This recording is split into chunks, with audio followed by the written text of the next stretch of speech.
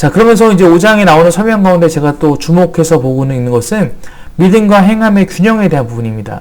바울이 설명하다 보면 이런 표현을 해요. 우리는 믿음으로 살아가지 보는 것으로 살아가지 아니합니다. 그리고 10절에 보면 우리는 모두 그리스도의 심판대 앞에 나타나야 합니다. 그리하여 해서 각 사람은 선한 일이든지 악한 일이든지 몸으로 행한 모든 일에 따라 마땅한 보응을 받아야 합니다. 이렇게 말하고 있어요. 그러니까 바울은 우리의 삶이 믿음으로 사는 것이다 라고 말을 하고 있어요. 근데 10절에서는 또 우리가 나중에 주님 앞에 심판대 앞에 섰을 때 거기서 하나님께서 판결하실 때 우리가 몸으로 행한 모든 일에 따라서 거기에 따라서 심판을 당한다.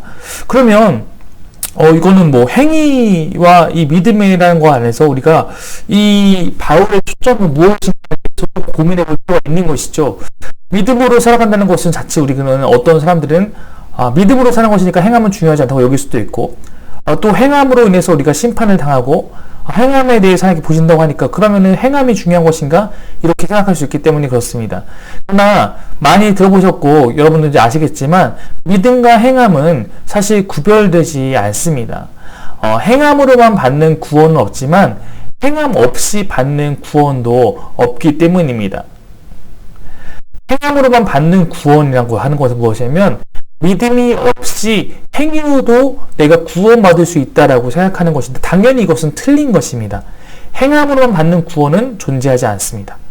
자, 근데 행함 없이 받는 구원도 맞지 않다는 거예요. 즉 믿음이 있다고 말하면서도 행함이 없는 것은 죽은 믿음이기 때문에 참된 믿음이 없는 것이기 때문에 이걸로도 구원받지 못하는 거예요. 즉 우리는 행함으로만 받는 구원을 주장하는 것도 따라가서는 안 되고 행함 없이 받는 구원을 주장하는 것도 따라가서는 안 됩니다. 왜냐면 믿음이라는 거 안에는 그 믿는 것에 따라서 당연히 그 안에 우리의 믿음의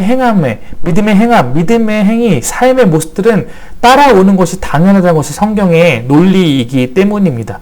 그러므로 믿는다고 말하면서 행함이 없는 것 자체는 그 믿음이 정말 참된 믿음인가를 질문할 수밖에 없게 되는 것이죠.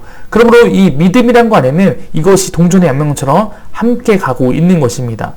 마치 이렇게 설명하면 좋을 것 같아요. 바울이 이어서 설명하는 부분 가운데 그러면 우리는 주님이 두려운 분이심을 알기에 사람들을 설득하려고 합니다. 우리는 이미 하나님 앞에서 환히 드러났습니다. 여러분의 양심에도 우리가 환히 드러나기를 바랍니다. 즉 하나님은 두려운 분이다. 우리가 그 앞에 환히 드러난다. 공의의 하나님이라는 거잖아요.